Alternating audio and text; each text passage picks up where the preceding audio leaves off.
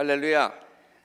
오늘 이 성경 봉독을 평소 때보다 좀 많이 한 군데서가 아니라 세 군데서 했어요. 왜냐하면 오늘 우리 설교 제목이 성경이 가르치는 삶의 공식들이다, 삶의 법칙들이다 라고 하는 것을 말씀드리려고 하는데, 오늘 세 가지 공식, 세 가지 법칙을 말씀드리려다 보니까 이렇게 각 법칙에 맞는 해당되는 성경 구절을 세 군데서 갈라디아서, 또 마태복음, 또 창세기에서 이렇게 인용을 했습니다. 오늘 제목만 보시면은 성경이 가르치는 삶의 공식들이다 그랬어요. 공식들, 법칙들, 그러니까 좀 딱딱하게 느껴지지요. 수학에서 많이 쓰는 거고요. 그래서 좀 딱딱하다 생각하지 마시고, 우리 삶의 법칙들이다, 성경이 우리들에게 가르쳐주는 법칙들이다, 그 법칙을 배우는 것이 굉장히 중요하다 생각하시고 이 말씀을 함께 들으시기를 바랍니다. 우리가 수학 얘기를 했습니다만 수학에도 여러 가지 공식들이 있잖아요. 우리가 외워야 될 공식들이 있지요. 수학 문제를 풀 때에 거의 공식에 대입을 하지요. 예를 들어서 1차 방정식, 2차 방정식, 3차, 고차 방정식, 이런 그 공식들이 있습니다. 어떤 문제는 1차 방정식에 대입해야 되고, 어떤 문제는 또 고차 방정식에 대입해야 풀리는 문제들이 있어요. 마찬가지로 우리들의 삶에도 여러 가지 문제들이 많이 있을 수 있고, 우리가 닥치는 일들을 경험하게 되는데, 이런 일이 왜 생겼을까? 어떻게 하면 또 이런 일이 생길까? 라고 우리가 생각을 할 때에 성경이 우리들에게 가르쳐주는 그러한 공식들이 있다는 거예요. 어떤 때는 이렇게 생각하면은 그것이 이해가 되고 또 풀리고, 또 우리들의 삶의 이런 문제는 또 성경이 가르쳐주는 이러한 공식에 우리가 대입을 해보고 적용을 해보고 비추어 볼 때에 그 문제가 풀린다고 하는 것이죠.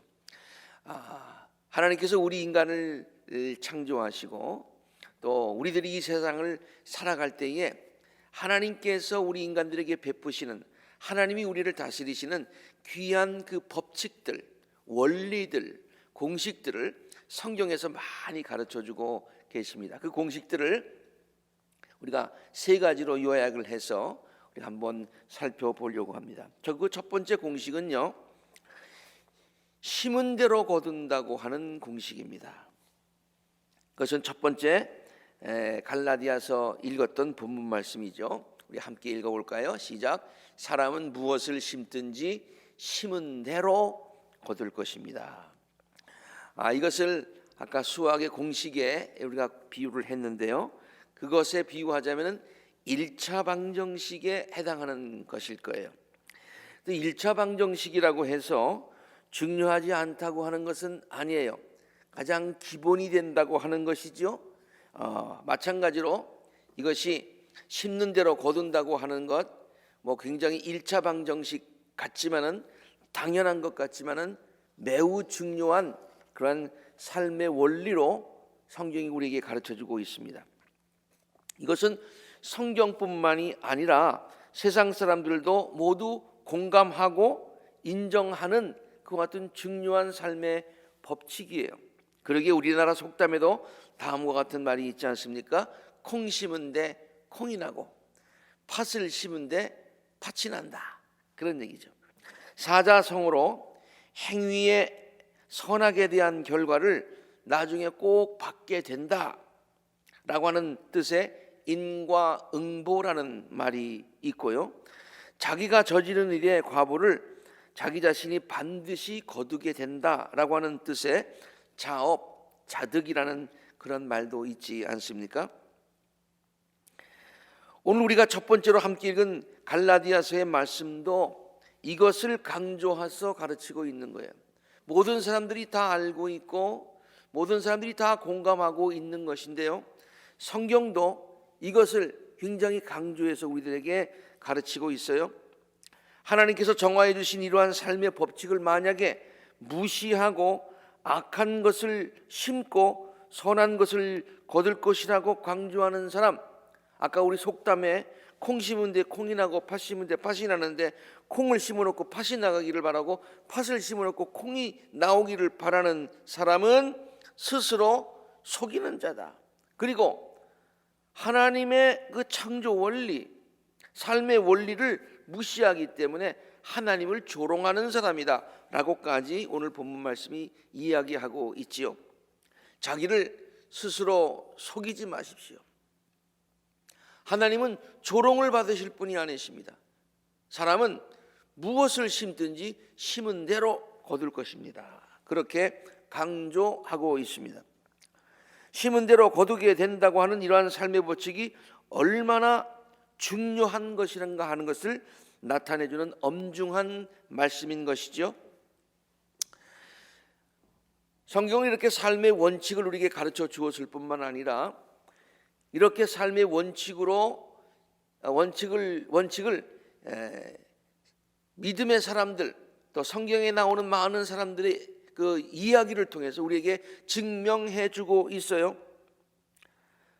그래서 이 원칙대로 살아서, 하나님의 말씀대로 살아서 많은 축복을 받은 사람이 있고, 또 잘못 부려서 심판과 진노를 거둔 사람들의 이야기를 성경에서는 많이 소개하고 있습니다. 그들이 왜 하나님의 축복을 받았습니까? 그들이 축복의 씨앗을 뿌렸기 때문이에요. 축복받을 만한 그릇을 준비했기 때문이에요. 반대로 하나님의 진노와 심판을 받은 사람들의 이야기가 성경에 동시에 나오고 있는데 왜 그랬을까요? 그들이 그러한 씨앗들을 뿌렸기 때문이에요. 이러한 성경의 공식은 간단한 것 같지만은 너무나도 분명한, 준엄한 그 같은 진리이지요. 그렇습니다. 씨앗을 뿌리지 않고 열매를 거두는 법은 절대로 없습니다. 팥을 심고 콩을 거두는 법은 절대로 없습니다. 그러한 열매를 거둔 것은 그러한 씨앗을 뿌렸기 때문이지요. 사업에 성공한 사람들의 이야기를 가만히 들어보면 이분이 정말로 그만한 성실과 근면의 씨앗을, 정직의 씨앗을 정말 많이 뿌렸구나라는 것을 들을 수 있습니다. 행복한 가정이 저절로 만들어지는 것이 아니지요. 행복한 가정을 이루기 위해서 귀한 씨앗들을 온 식구들이 함께 뿌리고, 또한 행복의 나무를 함께 정성으로 가꾸어 갈 때에 그 가정에 행복의 열매들이 맺히게 되는 거예요. 훌륭한 운동선수들, 예술가들이 그저 저절로 배출되는 것이 아니지요. 부단한 노력과 훈련의 씨앗을 뿌렸기 때문에 그 열매를 거두게 되는 것입니다. 어떤 무용가의 발을 봤어요? 어떤 축구 선수의 발을 봤어요? 정말 굉장히 흉하게 생긴, 그 얼마나 많은 노력을 했을까, 얼마나 많은 훈련을 했을까, 그것을 알 수 있었습니다. 인복도 저절로 오는 것이 아니지요. 인덕이라고 하는 씨앗을 많이 뿌린 자연스러운 결과가 아니겠습니까? 하나님의 축복을 많이 받는 것도 같은 공식이 적용될 때가 많이 있습니다. 물론 우리가 부족하지만은 조금 이따 말씀드리는 은혜의 법칙에 의해서 우리가 축복을 받을 때도 많습니다. 그러나 하나님의 축복도 우리가 축복의 그릇을 많이 준비하고 축복의 씨앗을 많이 뿌릴 때에 축복의 열매가 맺혀지게 되는 것이죠. 제가 오늘 너무나도 당연하고 우리 모두가 다 잘 알고 있는 이러한 삶의 공식을 다시 한번 우리 모두가 되새겨보자라고 말씀드리는 이유는요, 벌써 2월달이 되긴 했습니다마는 이제 올 한 해를 우리가 지내면서 우리 모두 축복의 씨앗들을 올해도 많이 뿌리고 살자라고 하는 그러한 바람에서 이 말씀을 나누고 있는 것입니다. 오늘 갈라디아서의 본문 말씀은요, 우리들이 뿌리고 심고 가꾸어야 할 것들이 무엇인가 라고 하는 것을 대표적으로 예를 들어서 다음과 같이 설명을 하고 있습니다. 많은 씨앗들을 뿌리자. 물론 여러 가지 분야가 일들이 많이 있겠습니다만은 오늘 성경은 예를 들어서 우리의 영적인 것을 우리가 이렇게 강조하고 있어요. 왜? 그 모든 것들 중에서 영적인 것이 잘 돼야, 영이 잘 돼야 모든 것들이 잘 되기 때문에 대표적으로 가장 중요한 영적인 분야에서 우리들이 이러한 씨앗들을 뿌려야 된다고 가르치고 있어요. 자기의 육체의 욕망을 따라서 심는 사람은 육체로부터 썩을 것을 거두게 된다. 심는 대로 거둔다는 얘기예요. 성령의 뜻을 따라 심는 사람은 성령으로부터 영생을 거두게 될 것입니다. 그러므로 선한 일을 하다가 좋은 씨앗을 뿌리다가 금방 열매가 맺히지 않는다고 낙심하지 맙시다. 반드시 거두게 될 거예요. 지쳐서 넘어지지 않으면 때가 이를 때에 거두게 될 것입니다. 설명하고 있습니다. 성령의 뜻을 따라 영적인 귀한 씨앗들을 더 많이 뿌리고 정성으로 가꾸는 우리들의 앞날이 되기를 바랍니다. 더 많은 기도의 씨앗, 헌신의 씨앗, 사랑과 봉사의 씨앗을 오늘 우리 올해 교회 표고처럼 마음을 다하고 뜻을 다하고 힘을 다하여 뿌려서 성령께서 맺게 하여 주시는 성령의 9가지 열매들, 사랑과 기쁨과 평화와 인내와 친절과 선함과 신실과 온유와 절제의 귀한 열매들이 우리들의 삶에서 주렁주렁 풍성하게 맺혀지게 되는 복된 한 해가 될 수 있기를 간절히 바랍니다. 아름다운 가정을 이루기 위한 사랑과 관심의 씨앗을 많이 뿌려서 행복의 열매를 많이 맺으시고요. 더 열심히 노력하여서 사업과 직장 생활에 큰 축복의 열매들이 주렁주렁 열리시는 복된 여러분들의 우리 모두의 앞날이 되기를 주의 이름으로 축원합니다. 두 번째, 성경이 우리들에게 가르쳐주는 공식은요, 은혜의 공식입니다. 공식이라는 말을 써서 좀 딱딱하지만은 하나님께서 우리에게 은혜로 베풀어 주시는 것들이 많다, 그런 얘기예요. 이것은 심은 대로 거둔다는 가장 기본적이고 1차원적인 공식을 초월하는, 그것을 뛰어넘는 그와 같은 공식입니다. 가만히 살펴보면은 우리들의 삶의 많은 부분들이 이러한 은혜의 공식에 의해서 이루어진 것을 발견할 수 있어요. 물론 뿌린 대로 거두는 것이 기본이지만은 하나님께서 그 위에 우리에게 더하여 주시는 축복이 있는데 그것이 바로 은혜의 법칙이라고 하는 거예요. 우리들의 삶이 이렇게 하나님의 은혜의 법칙에 의해서, 은혜의 공식에 의해서 이루어지는 이유가 있어요. 뿌린 대로만 거두며 살게 하지 않게 하시는 하나님의 그러한 배려가 있어요. 그것은 왜 그러냐면 하나님께서 우리들의 약함을 너무나 잘 아시고요. 우리가 약함에도 불구하고 그러함에도 불구하고 우리를 너무너무 극진하게 사랑하시기 때문이에요. 이러한 은혜의 공식은요, 성경의 많은 곳에서 얼마든지 그 이해를 찾아볼 수 있지만은 직접 예수님께서 가르쳐 주신 그 가르침에서 찾아볼 수가 있는데, 이것이 오늘 우리가 두 번째로 읽은 마태복음의 본문 말씀에 나오는 내용이지요. 어떤 포도원 주인이 포도원에서 일할 일꾼들을 고용하려고 이른 아침부터 이제 집을 나서서 일꾼들을 부르지 않습니까? 9시, 12시, 3시, 그리고 나서는 마지막에 5시에 오는 일꾼까지 부릅니다. 근데 이 비유의 초점은 마지막 5시에 와서 거의 일을 하지 못한 그 같은 일꾼의 초점이 맞춰져 있습니다. 그럼에도 불구하고 그 주인은 5시에 와서 일한 사람, 한 데나리온을 받을 만한 자격이 없는 사람, 뿌린 씨앗이 별로 없는 사람에게 한 데나리온이라고 하는 하루의 품삯을, 온전한 품삯을 줍니다. 다른 일꾼들이 컴플레인합니다. 그럴 때 주인이 이런 얘기를 합니다. 이와 같이 꼴찌들이 첫째가 된다. 뿌린 대로 거둔다고 하면은 꼴찌밖에 안 되는데, 그러나 그것을 초월해서 저들을 1등으로 만드는 그 같은 은혜가 있다.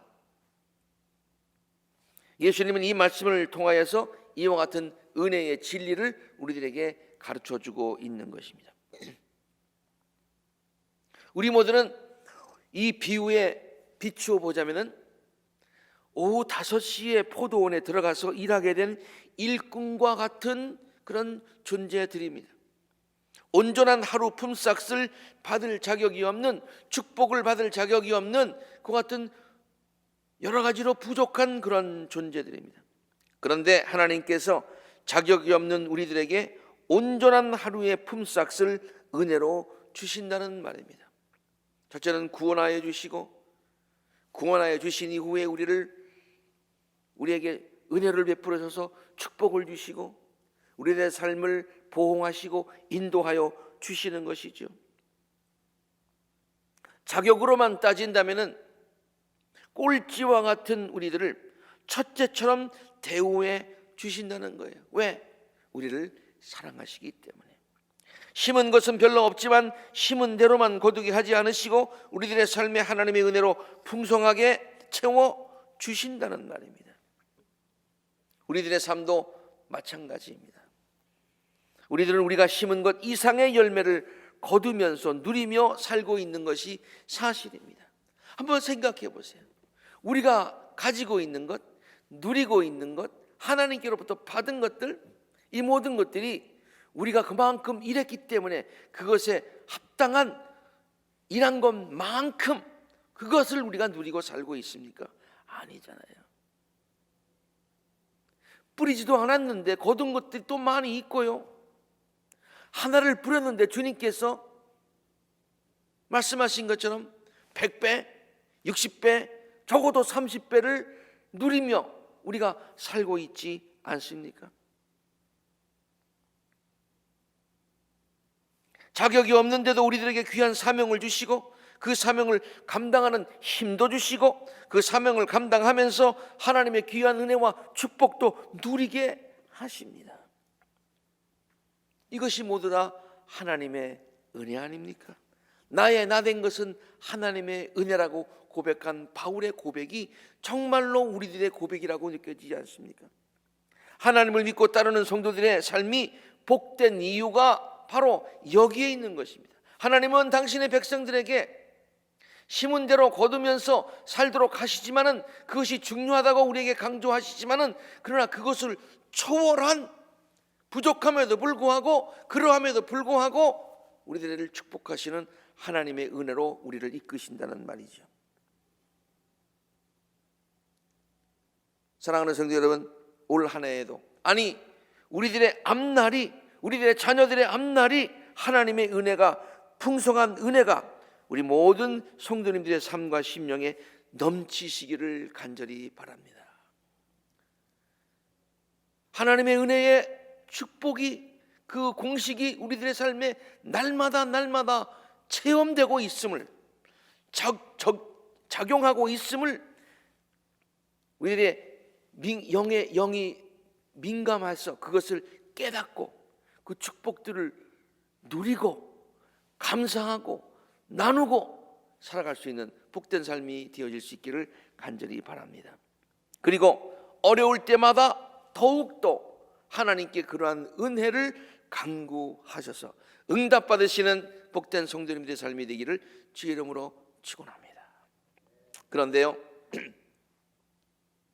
우리들의 삶에 일어나는 어떤 문제들은 앞에서 말한 공식들에 의해서 인과응보의 공식, 은혜의 공식, 그것들로만은 잘 풀려지지 않는, 이해가 되지 않는 경우가 때로 있습니다.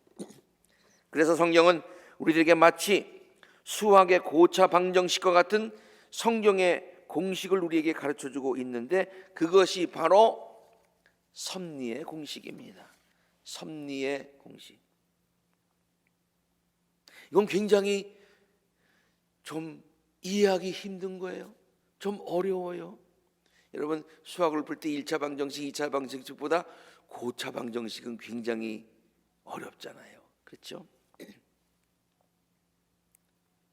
이러한 섭리의 공식도 성경의 여러 곳에서 우리들에게 가르쳐주고 있는 거예요. 그러니까 대표적으로 욥기서를 한번 보면은 그 욥기서에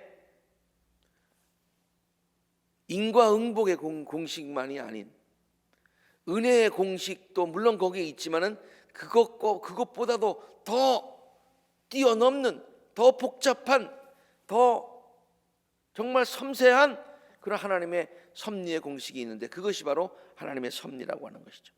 욥은요 우리가 잘 알고 있고요.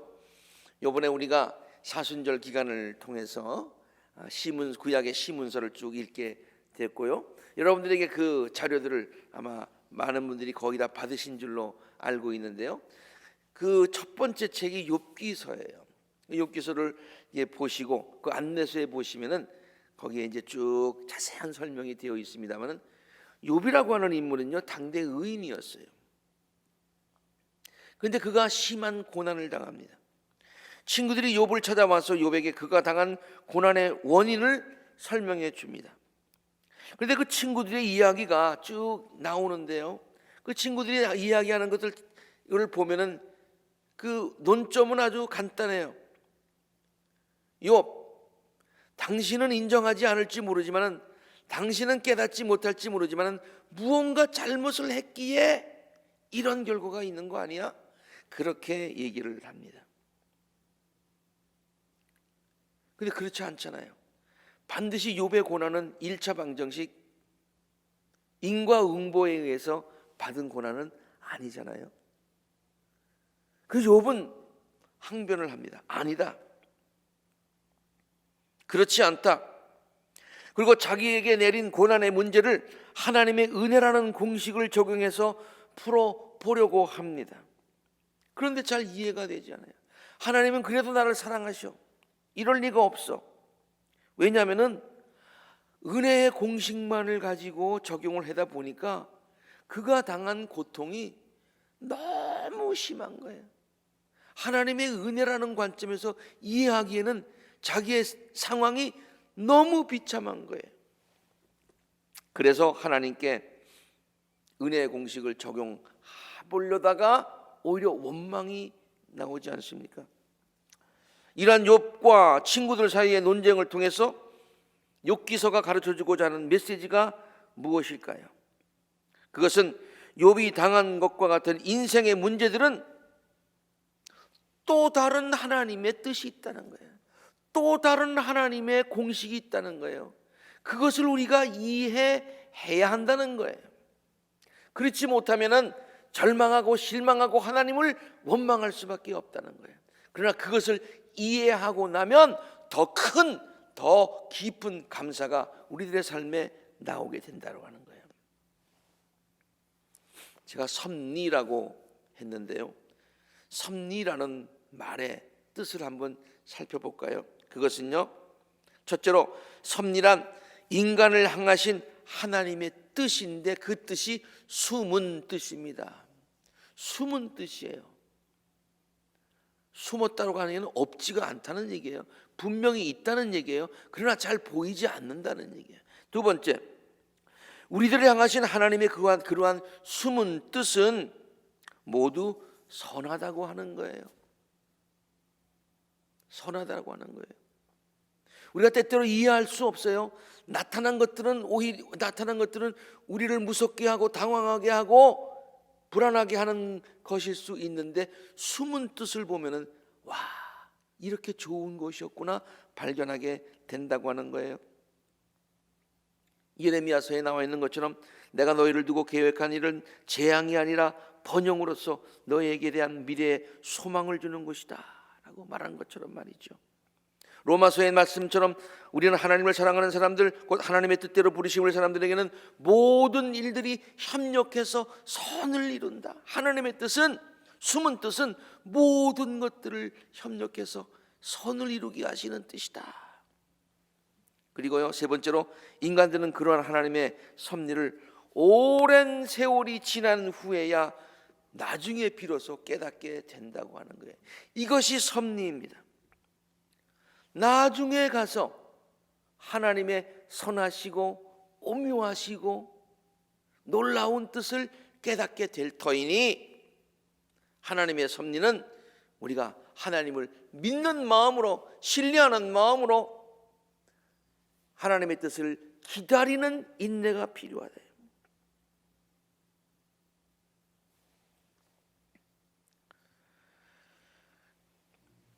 성경의 곳곳에 이러한 하나님의 섭리가 이해가 많이 성경을 읽다 보면 찾아볼 수 있지만은, 오늘 우리가 세 번째로 읽은 성경 말씀, 창세기의 말씀은요, 요셉의 이야기인데, 이 요셉은 하나님의 섭리를 깨닫고서 놀라운 고백을 합니다. 하나님의 섭리를 깨닫지 못하였을 때는 이해가 되지 않았어요. 아마 실망할 때도 있었고 좌절할 때도 있었을 것입니다. 형제를 의해서 애굽의 노예로 팔려가고 억울한 누명을 쓰고 감옥에 갇히기도 하고요.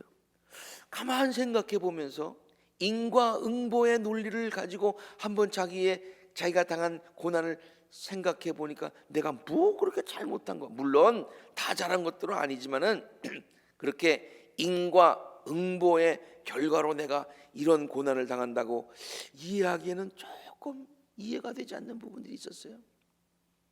두 번째 공식인 하나님의 은혜의 공식을 적용하다 보니까 그것도 잘 이해가 안 됐어요.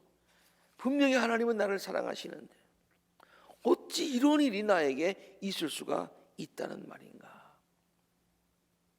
그리고 나서는 나중에 하나님을 향한 믿음을 저버리지 않고 쭉 지내다 보니까, 인내하면서 보니까, 끝까지 기다리다 보니까 하나님의 귀한 섭리를 나중에 깨닫게 돼요. 그래서 형들을 만납니다. 자기를 팔아넘긴 그 형들을 만납니다. 아마 인과응보의 원리대로만 해석을 했다면 형들에게 복수를 했을 거예요. 그런데 하나님의 귀한 섭리를 깨닫고 나서 형들에게 이러한 고백을 하지 않습니까? 내가 형님들이 이집트로 팔아넘긴 그 아우입니다. 이런 말만 들었을 때 형님들이 깜짝 놀랐을 거예요. 가슴이 그냥 철썩 내려앉았을 거예요. 그러나 이제는 걱정하지 마십시오. 자책하지도 마십시오. 형님들이 나를 이곳에 팔아넘기긴 하였습니다만 그것은 하나님이 형님들보다 앞서서 나를 여기에 보내셔서 하나님이 보내신 거예요. 우리의 목숨을 살려주시려고 그렇게 하신 것입니다. 나의 목숨뿐만 아니라 우리의 목숨을 살려주시려고. 굉장히 중요한 말이기 때문에 제가 빨간 걸로 썼습니다. 함께 같이 읽어볼까요? 시작. 하나님이 나를 형님들보다 앞서서 보내신 것은 하나님이 크나큰 구원을 베푸셔서 형님들의 목숨을 지켜주시는 것이고 또 형님들의 자손을 이 세상에 살아남게 하시려는 것입니다. 이게 하나님의, 우리뿐만이 아니라 우리 자손들까지도 내다보시는 하나님의 크고 넓으신, 우리는 그 당시엔 깨닫지 못하였던 귀한 하나님의 섭리, 계획이 거기 있었다고 하는 것이죠. 하나님의 섭리라는 공식으로 자신의 생을 바라보는 요셉의 위대한 고백입니다. 요셉의 위대한 고백입니다. 하나님의 섭리의 공식을 깨닫고요, 그 섭리를 깨닫고 감사하며 고백할 수 있는 사람도 정말로 위대한 신앙을 가진 사람들입니다. 우리도 그러한 신앙의 소유자들이 될 수 있었으면 참 좋겠습니다. 오늘 말씀을 정리합니다. 지금까지 소개한 인생을 푸는 세 가지 공식들, 인과응보의 공식, 은혜의 공식, 섭리의 공식, 그 중요성에 대해서는 어느 것이 더 중요하다, 어느 것이 덜 중요하다 그렇게 따질 수가 없어요. 수학에서 1차 방정식도 중요하고 고차 방정식도 중요한, 동일하게 중요한 것과 똑같은 이치입니다. 우리들의 삶에도 인생의 많은 일들이 1차 공식인 심는 대로 거두게 되는 경우가 많이 있습니다. 그러므로 우리들은 우리의 삶을 통해서 축복의 씨앗들을 많이 뿌리며 살아야 할 것입니다. 하나님의 은혜의 공식이 작용하는 것이지 내가 할 일이 뭐가 있느냐 손 놓고 있어서는 안 돼요. 하나님의 섭리의 공식이 있느니 지금 내가 뭐 할 수 있는 게 뭐가 있겠느냐, 그냥 믿는 마음으로 가만히 있자, 그거 아니에요. 열심히 우리들이 뿌려야 할 선한 씨앗들을 뿌리며 열심히 뿌리며 살아가야 되는 거예요. 하늘은 스스로 돕는 자를 돕는다고 하지 않았습니까? 그리고 혹시라도 우리가 지금 겪고 있는 어려움이 우리들이 잘못 뿌린 씨앗으로 인해서 생긴 열매라고 깨달아진다면 그 잘못된 것을 회개하고 고쳐야 할 것입니다. 그리고 현재 나에게 주어진 모든 것들이 하나님의 은혜의 관점에서 깨달아진다면 우리들의 삶은 항상 하나님께 감사하는 삶을 살아야 할 것입니다. 하나님이 은혜로 주셨으니 그것을 깨닫고 감사하고 누리고 나누며 살아가는 풍성한 삶을 살아야 할 것입니다. 그리고 하나님께로부터 은혜로 받은 많은 것들로 인해서 교만하지 말고 끝까지 하나님 앞에서 겸손한 자세를 잃지 말아야 할 것입니다. 그리고 마지막으로 우리에게 닥친 여러 가지 일들이 고차 방정식과 같은 섭리의 공식으로만 풀릴 수 있는 것이라고 깨달아진다면 우리들은 시편 46편 10절의 말씀처럼 조급해하지 말고 가만히 있어서 하나님께서 하나님 되심을 기다리는 인내가 우리 모두에게 있어야 될 줄로 믿습니다.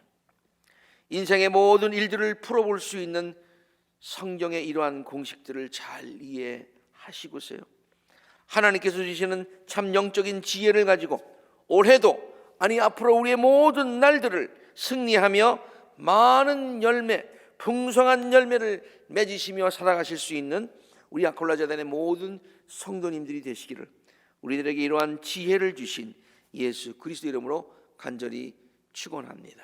함께 기도하시겠습니다.